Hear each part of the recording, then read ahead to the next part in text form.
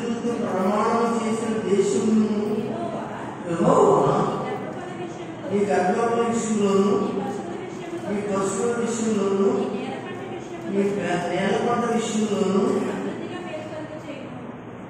నీకు సమృద్ధిగా మేలు కలుగా చేయను. అందరూ గట్టిగా స్తోత్రం చెప్పండి. హల్లెలూయా. ఎవరు కూడా మాట్లాడడానికి అవకాశం ఇవ్వకండి, ఎందుకంటే ఈ లైట్ తీసేస్తే బాగుంటుంది. లైట్ ఎదురా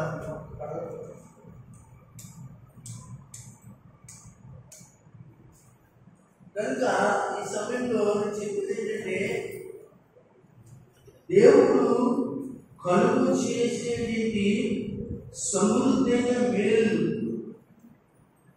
అని దాని గురించి నేను మాట్లాడాలని అనుకుంటున్నాను. అయితే దేవుని యొక్క బిడ్డలారా, దేవుని వాక్యంలో ఇంతకు ముందు నేను ఒక నెల కిందతో 2 నెలల కిందతో దేవుడు కలుగు చేసేటువంటి సమృద్ధమైన మేలు గురించి మాట్లాడాను. దానిలో 3 విషయాలు చెప్పాను. 3 విషయాలు చెప్పాను. అవి ఏంటో జ్ఞాపకం చేసి ఉన్న విషయాలు కూడా చెప్పడానికి ఇష్టపడతాను. దేవుడు సంఘానికి సమృద్ధైన మేలు చేయాలి అని అంటే, సంఘంలో ఉన్నట్టు కుటుంబాలకు సమృద్ధైన మేలు చేయాలి అని అంటే, సంఘంలో ఉన్నట్టు కుటుంబాల్లో ఉన్నట్టు మీ బిడ్డలకు సమృద్ధైన మేలు చేయాలి అని అంటే, ఈ ద్వితీయోపదేశ కాండంలో రాయబడిన మాట మనం చదువుకున్నాం. 11వ వచనంలో మనం చూసుకున్న భాగంలో, చివరి భాగంలో మనం చూసుకున్న మాట ఏమిటి అని అంటే,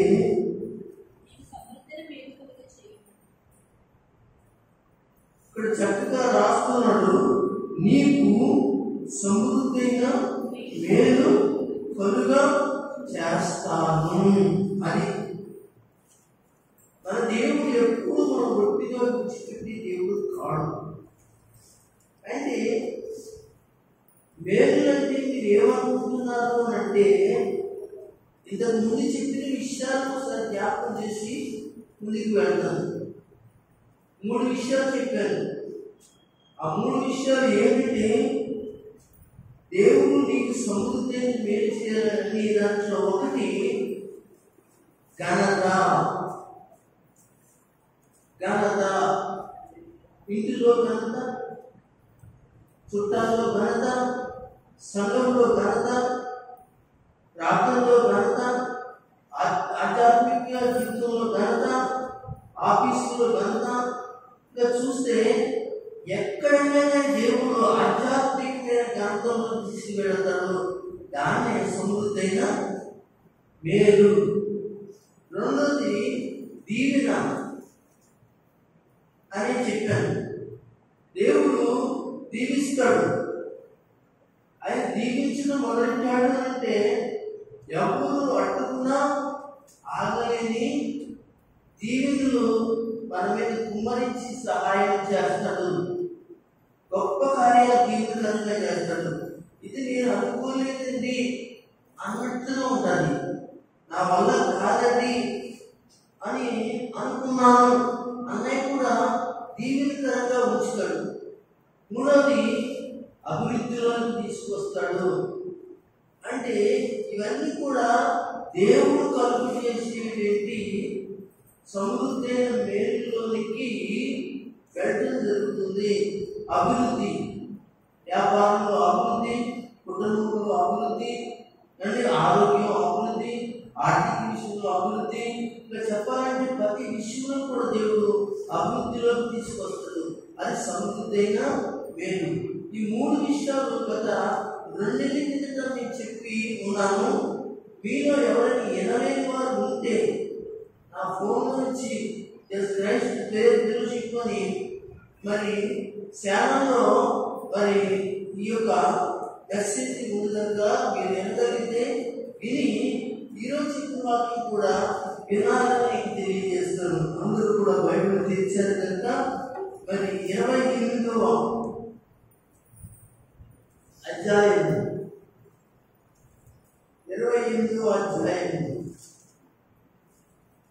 6వ వచనం ఒకసారి చదువుతారా? నీవు లోపలికి వచ్చినప్పుడు దీవింపబడదు, వెలుపలికి వెళ్ళినప్పుడు దీవించబడదు. నీవు లోపలికి వచ్చినప్పుడు దీవించబడతావు, వెలుపలికి వెళ్ళినప్పుడు దీవించబడతావు. ఈ మాట మళ్ళీ ఇందులో 4వ మాటగా మీరు ఎంచుకుంటారో అది మొదటి మాట ఎంచుకుంటారో మీ ఇష్టం. కరువు, ఆకలి, బాధ నుండి సురక్షితంగా దేవుడు కాపాడతాడు అనే మాట ఇందులో ఉంది. నువ్వు లోపలికి వెళ్ళినా బయటికి వచ్చినా, ఎక్కడ లోపలికి వెళ్ళినా ఎక్కడ లోపలికి బయటకు వచ్చినా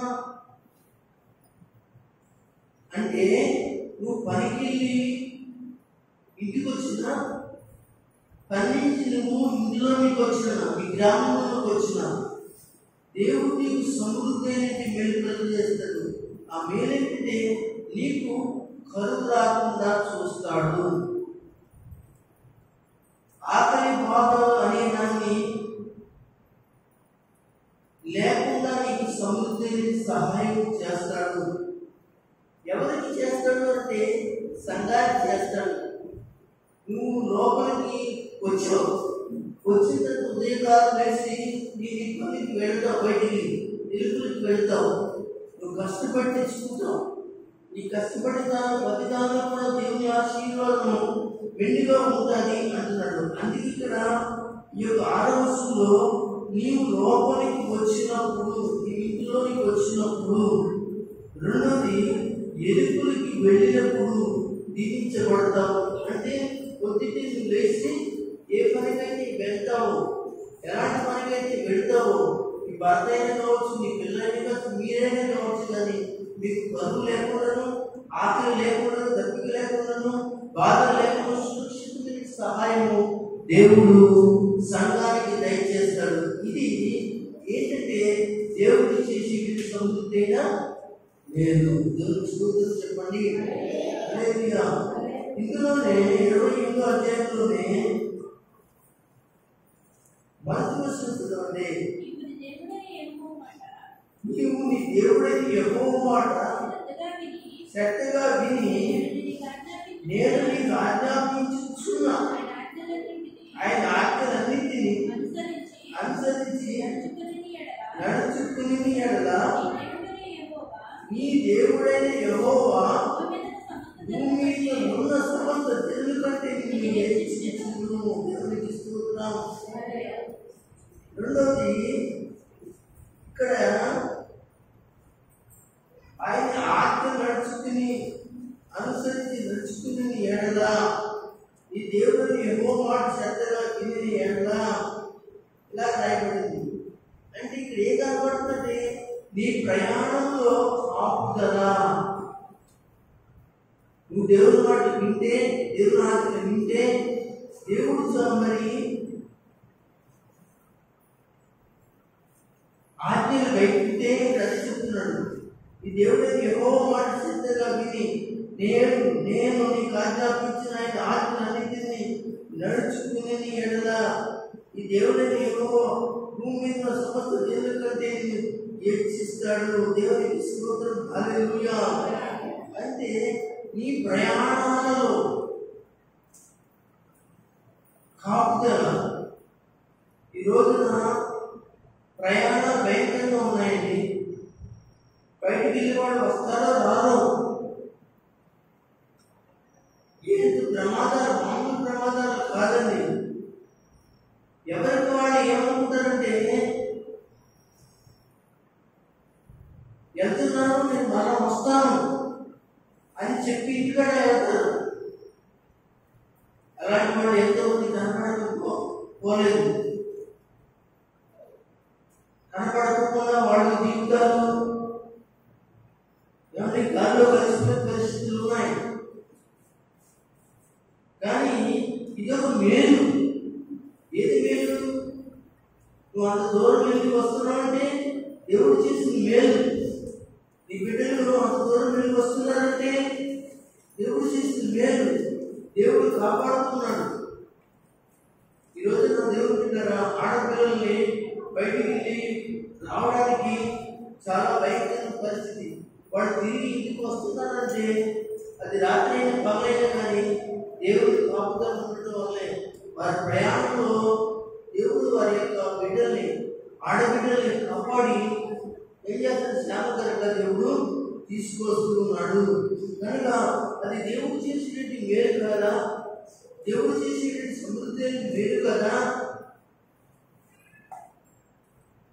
కడుపులో దుడుకు చేస్తుంది బిడ్డల బయటికి వెళ్ళినప్పటికీ. ఒక పిల్లడైనా ఆడపిల్లైనా ఎక్కడేం జరుగుతుందో ఏమవుతుందో, ప్రయాణాలు బాగోలేదు, వాహనాలు నడపడంలో బాగోలేదు, వచ్చేది రూట్లు సరైన విధానంగా లేకపోలేదు. చాలా భయంకరం అండి. ఈ రోజున దేవుడి కాపుదల ఉండాలి. ఈ ప్రయాణంలో దేవుడి కాపుదల ఉండాలి. దయచేసి 15 రోజుల కిందట పాస్టర్ విల్సన్ గారు తెలిసిందా, ఆయన రామచంద్రపురం నుంచి వచ్చేస్తున్నాడు. ఏలూరు వచ్చేసి ఆశ్రయం దగ్గరకు వచ్చేసిన తర్వాత మీటింగ్ అయిపోయిన తర్వాత మీటింగ్ చూసి రాజమాట వచ్చేస్తాడు. ఆయన ఆ సంఘంలో ఉన్న పిల్లలు చూసినా 2 పిల్లలు, ఆ వయసు పిల్లలు పాస్టర్ మేము వస్తామండి అని అంటారు. ఇప్పుడు సెలవులు ఉన్నప్పుడు సరే అలాగే వారానికి 2 నెలలు తీసుకున్నప్పుడు వాళ్ళు వస్తాడు కనుక పిల్లలు ఎక్కించుకుని వస్తున్నాడు. ఆశ్రయం దాటిన తర్వాత ఏం జరిగిందంటే ఆ యొక్క బైబిల్స్లోని అడ్డంగా తెరబట్టిన ఒక తమ్ముడు పాస్టర్ గారిని దూరంగా వచ్చింది. వాడు ఆ మనుషులు పడిపోయి పిల్లలకు జీవే ఆడపిల్లలు ఏమవుతున్నారండి, ఆ బైబిల్ సంవత్సరానికి నేను కష్టం కదా. మరి ఆ నిజంగా తెలియదు ఎక్కువ ఎక్కువలో కాకుండా పక్కన డబ్బులు పోయాడు. చూడు దేవుడు ఎంత తెగించాడు. ఇంకా పాస్టర్ గారిని దొరలు కొట్టేయడం, చేతులు కొట్టేయడం, చాలా పేపర్స్ కొడితే పాస్టర్ గారు తెరబడి ఆడ తీసుకుని ఆడపడుతుంది. మరి ఎవరో కూడా వస్తుంది కదా, అందులోకి ఎవరో అక్కడ వచ్చి ఆపేసి అడిచి కొట్టి మేము పోలీసులు ఆపిస్తామని మీరు ఎక్కువ చెప్పి ఆ పిల్లలు నేర్చుకుంటే ఆ పిల్లలు పక్కన ఉన్నారు. ఎందుకు చెప్తున్నానంటే ప్రయాణంలో కూడా దేవుని కాపుదల కనుక రాజమాటలు చాలా జాగ్రత్తగా ఉండాలి. ఎవడంటండి వాడు బీహార్ వాడు అంటాడు, వాడు బీహార్ వాడు అంటాడు. వాడు ఏదో మాట్లాడుతున్నాడంట, ఆటగాడలేదండి. వాడు పిచ్చోడానికి పోవాలా లేకపోతే మంచుడు అనుకోవాలా, దొంగతనం వచ్చాడని అనుకోవాలా, ఎందుకో అనుకోవాలి, తిరుగుమని వచ్చుకొట్టాడండి, చాలా బేపించుకోట్టాడు అని పుస్తకాలు చెప్పారు. వచ్చారు పాస్టర్ అంటే తెలిసింది నాకు. 2 సంవత్సరాలు ఒక కనపడి చెప్పారు.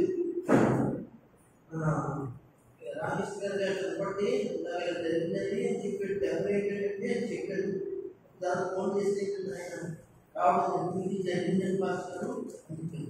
కనుక ఎందుకు చెప్తున్నట్టే ప్రయాణంలో దేవుడు కాపుదల అనేది జాగ్రత్తగా ఉండాలి. మగ పిల్లలైనా జాగ్రత్తగా ఉండండి. అందరికీ చూసారా, ఎక్కడ పడితే అక్కడికి వెళ్ళిపోకూడదు. ఎవరు సపోర్ట్ లేకుండా వెళ్ళకూడదు. ఆడపిల్లలు మగపిల్లలు ఏం చేస్తారో తెలుగులేదు పరిస్థితిని బట్టి. కనుక జాగ్రత్తగా ఉండాలి. కానీ ఎంత జాగ్రత్తగా ఉన్నా కానీ దేవుడు కాపుదల అనేది చాలా అవసరం అంటారు. మీరు గమనించండి. కనుక దేవుడి వాక్యంలో నువ్వు దేవుడైన యెహోవా మాట విని ఆయన ఆజ్ఞలు కైకొని ఆయన విద్యార్థుల్లో నువ్వు అనుసరించి నడుస్తూ ఉంటే దేవుడి ప్రయాణంలో నీతోటి ఉంటాడని మరొకసారి మీకు తెలియజేస్తున్నాను. మరొక మాట ఏంటంటే దేవుని వాక్యంలో వచ్చి ఇందులో 7వ వచనం చెప్తాం.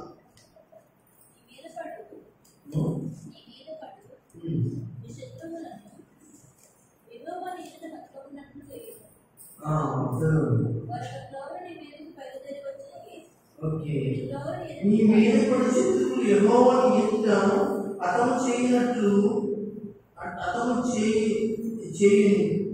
నేరుగా త్రావను మీ మీదకి బయలుదేరి వచ్చి 7 త్రావలను వాళ్ళు నీ ఎదుటి నుండి పారిపోవును అన్నాడు.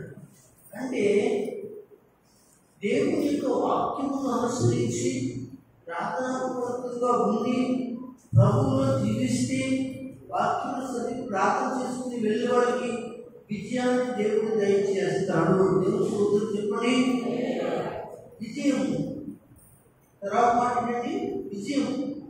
కనుక వాడు ఒక దారి వస్తాడు, తర్వాత వాడు ఏం చేస్తాడు?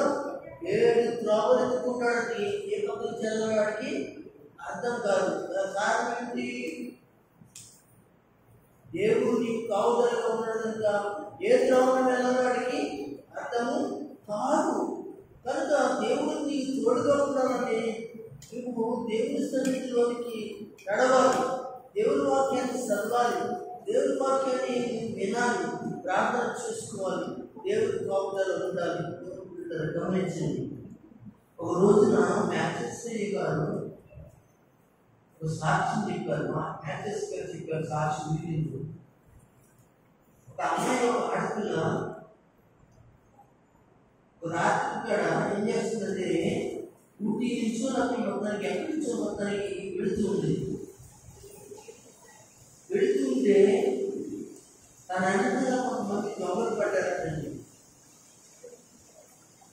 దొంగలు పడితే ఈ అమ్మాయి తిరుగుతూ చూసుకుంటూ వస్తుంది, భయపడుతూ వస్తుందండి. మొత్తానికి ఆ దొంగలు చాలా దూరం గమనించారు. కానీ దొంగలు అనుకోలేదంటే అమ్మాయి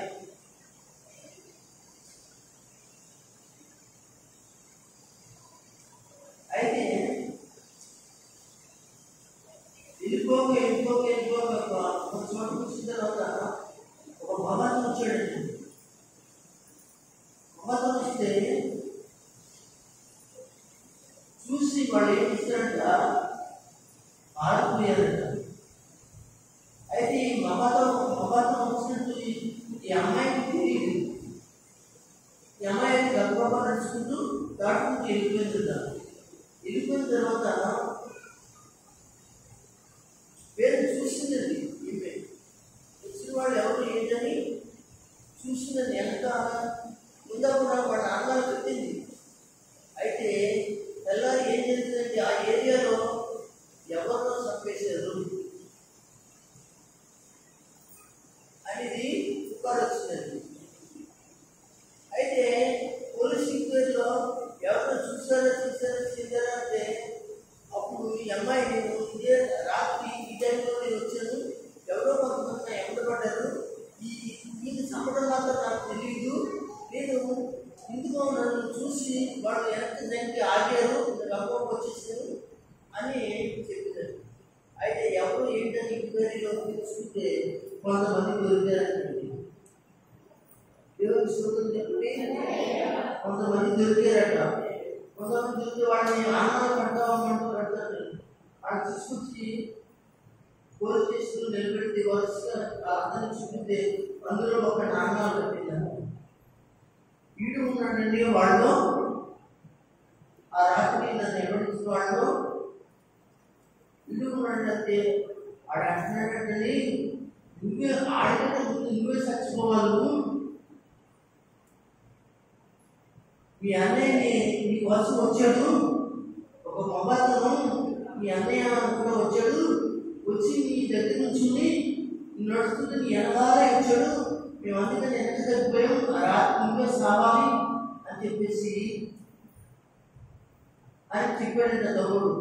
ఆవిడ ఆశ్చర్యపోయినది. అంటే ఆవిడ ఎవరు? ప్రభు నమ్మిన బిడ్డ. అంటే ఆ రాత్రి ఆ బిడ్డ దగ్గరికి వచ్చింది ఎవరు అంటే యేసయ్య లేక దేవుని దూత.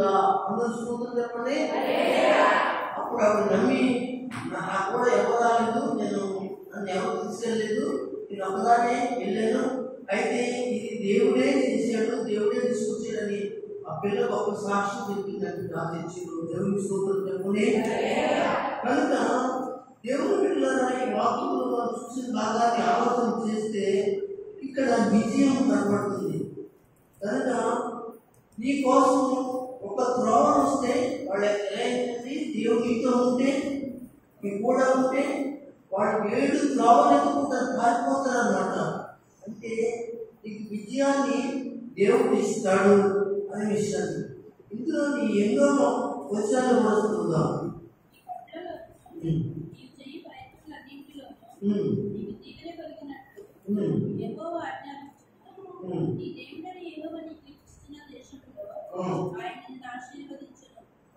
జాగ్రత్త, నీ పొట్టలోను నీవు చేయు ప్రయత్నాలన్నింటిలోనూ నీకు దీవులు దొరికినట్లుగా అని అంటున్నాడు. అంటే నువ్వు చేసే ప్రతి పనిలో ప్రయత్నంలో నీవు సఫలమవుతావు.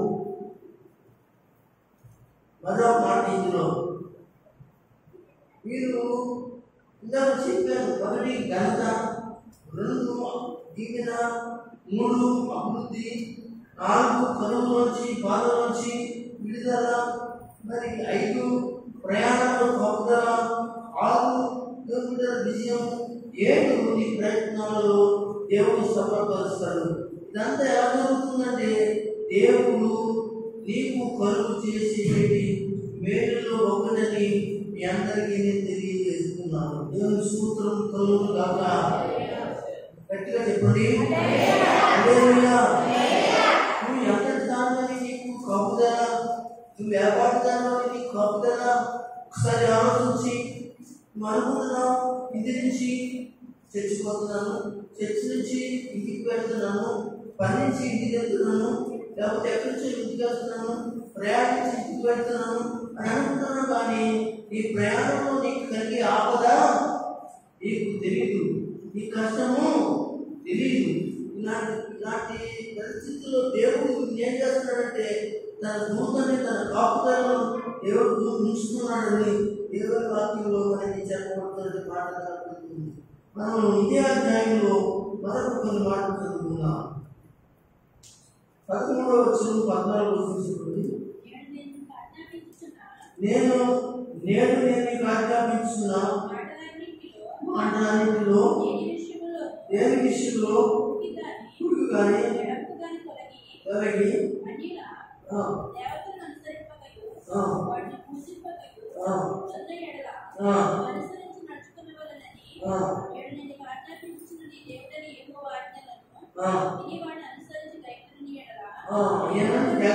యెహోవాకు తెరగా నియమించును గాని త్వరగా నియమింపుడు, పైవాడిగా ఉండు కానీ కిందవాడిగా ఉండవు.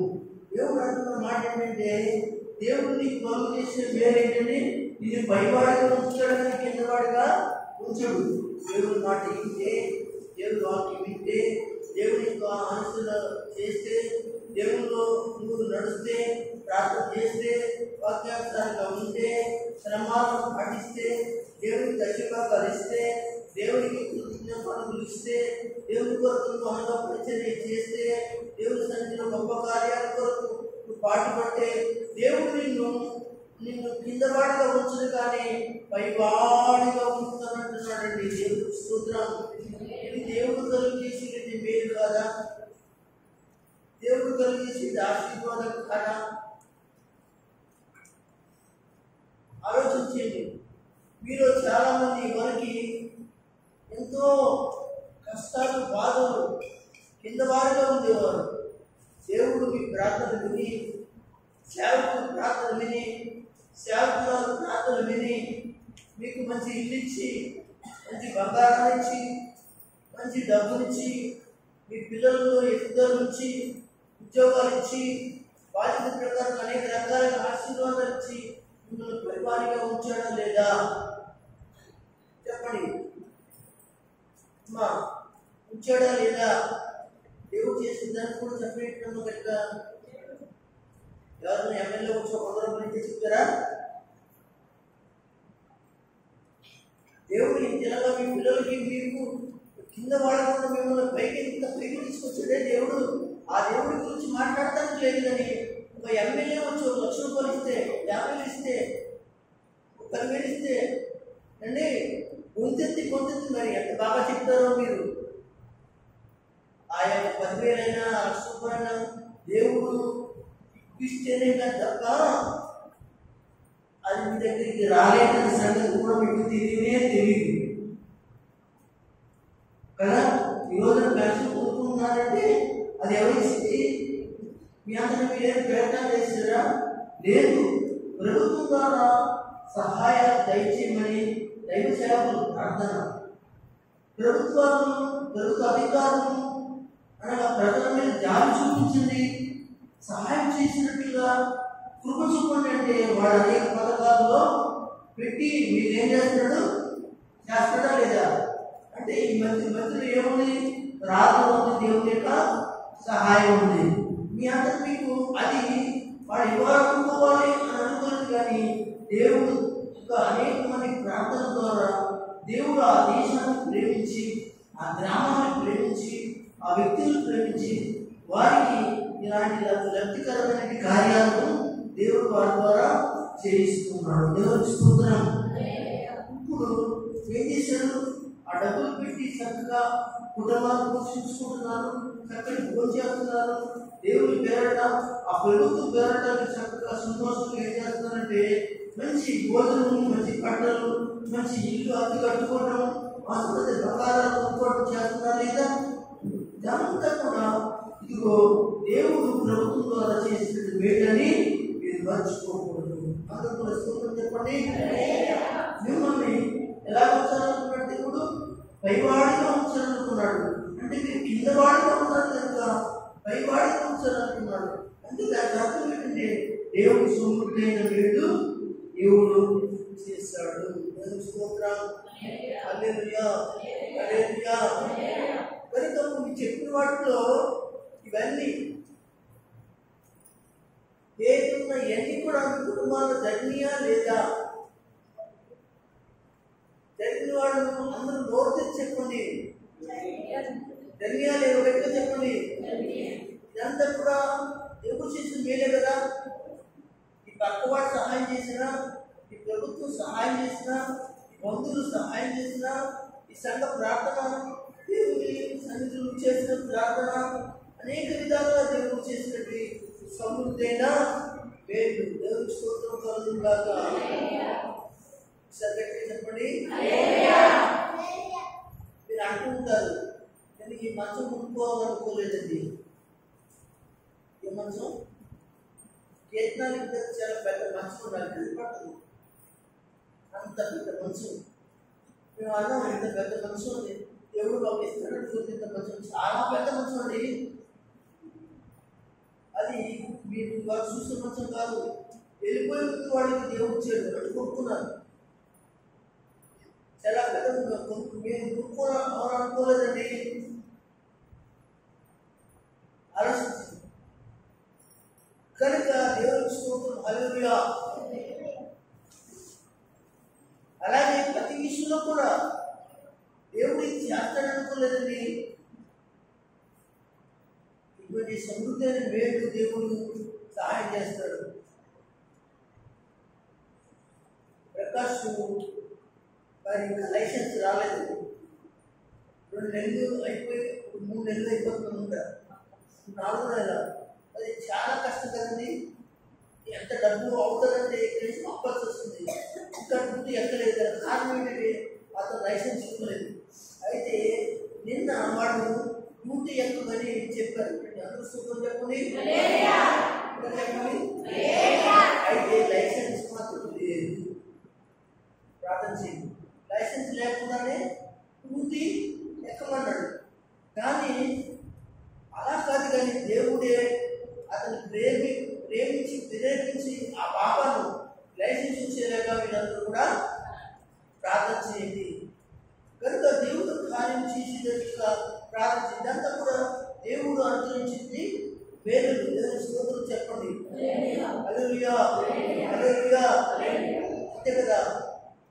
బిందు మాత్రం ఉన్నాడండి, ఎవరి మాట ఏంటో అస్సలు పాస్టర్ గారు కదా, నా మాట కూడా వినండి. దేవుడు అతనికి ఆ మనసు కలగజేస్తేనే చూడండి వెళ్తానని వాడు మానేసి కొడుకున్నాడు. తర్వాత వాళ్ళ అమ్మ చెప్పినా ఎవరు చెప్పినా తినలేదు. ఏం చేశాడు? దేవుడు అతను దర్శించి మాట్లాడి మన మనసును తెరిపించి వెంటనే లేచి తన సిద్ధపడి నా దగ్గరకు రావడం, అతను అన్ని విషయాలు మాట్లాడాడు. ఏంటి అని మాట్లాడి సరే బాబు ఏం బాగుంటుంది అని చెప్పాడు. కానీ దేవుడు వెళ్ళాడు, అక్కడ చేసుకుంటానికి దేవుడు చూపాడు. ఇదంతా దేవుడు చేసిన మీరు కదా. సాయి ఎన్నో పరీక్షలు రాశాడు, రాజమండ్రిలో పరీక్షలు రాశాడు, ఎక్కడో పరీక్ష రాశాడు, ఎలాగో పరీక్ష రాశాడు. ఎలాగైతే అతను పరీక్షలో పాస్ అయ్యాడు, ఆ యొక్క సర్టిఫికెట్ పట్టుకుని అతను కావాల్సిన చోటుకు వెళ్ళి తన ఉద్యోగం కోసం ప్రయత్నం చేశాడు. దేవుడు కార్యం చేశాడు. దేవుడు స్తోత్రం చెప్పండి. హల్లెలూయా. వీళ్ళందరూ కూడా దేవుడు పరిచర్యలో ఉన్నవాళ్ళే అంటారా కాదంటారా చెప్పాలి. అందరూ పరిచర్యలో ఉన్నవాళ్ళైనా ఉన్నవాళ్ళే. కానీ ఇప్పుడు వీళ్ళందరూ కూడా లేరు. అయితే నాకు బాధలేదు. వాళ్ళందరికీ మంచి జాబులు, మంచి ఉద్యోగాలు స్థితిలో ఉన్నారని వాళ్ళ మొదటి నుంచి కూడా వాళ్ళ సండే స్కూల్ కానించి కూడా వాళ్ళందరిలో ఏం చేస్తున్నాము, వాళ్ళు మంచి పైకి రావాలి, అందులో కింద వాడిగా ఉండకూడదు, పైవాడిగా ఉండాలి, సమృద్ధి ఆశీర్వాదం చేత వాళ్ళు నా సంఘంలో పలువారి యొక్క పరిచయలో ఎవరికలందరూ మంచి చదువుకుని మంచి జాబ్ చేయాలనేదే. అయితే వాళ్ళ రోజు వస్తారు, మళ్ళా పరిచయంలోనే వాళ్ళు ఉంటారు. కానీ దేవుడు ద్వారా నేను చూసేది, నేను ఆనందించేది ఏంటంటే వాళ్ళకి మంచి జాబులని పనులు దేవుడు ఇచ్చి ఉన్నాడు. దాన్ని బట్టి దేవుడు స్తోత్రం చెప్తాం. వాడు దేవుడు ఏం చేశాడు అంటే దేవుడు వాక్యాన్ని విన్నారు, దేవుడు వాక్యాన్ని చేశాడు, ప్రత్యేక కూడా వాడు చేశాడు. ఒకప్పుడు వాడు ఈపడకపోయినా సాధ్యమైనంత వరకు దేవుడు పరిచయం చేసుకుంటూనే వచ్చారు. కనుక దేవుడు వాడిని విడిచిపెట్టడు. ఇతరు వాళ్ళు సేవకుని సంఘాన్ని విడిచిపెట్టకుండా జ్ఞాపకం పెట్టుకుని కనుక ఆయా టయాల్లో, ఆయా సందర్భాల్లో, ఆయా ఆదివారాల్లో, ఆయా టైంలో ఇదిగా ఉంటే వచ్చి పాల్గొని పరిచయంలో ఉన్నారనుకుని దేవుడు ఇంకా ఏంటంటే పైకి ఉంచుతాడే కానీ కింద పెట్టనే పెట్టాడు. దేవుడు స్తోత్రం చెప్పండి. దేవుడు కలుగు చేసే వేడి ఎంత గొప్పలో తెలిసిందే. ఇలాంటి కనుక దేవుడు బిడ్డగా అలాంటి దీవులు ఇంకా ఆడపిల్లలు కూడా ఇవ్వాలని, అనగా వీళ్ళు మీ కుటుంబాల్లో అందరికీ ఇవ్వాలని దేవుని సన్నిధిలో సేవకులని కోరుతూ దీవులు ప్రభుని అనుగ్రహించును గాక. దేవుని మాటలు దీవించును గాక. ఆమేన్.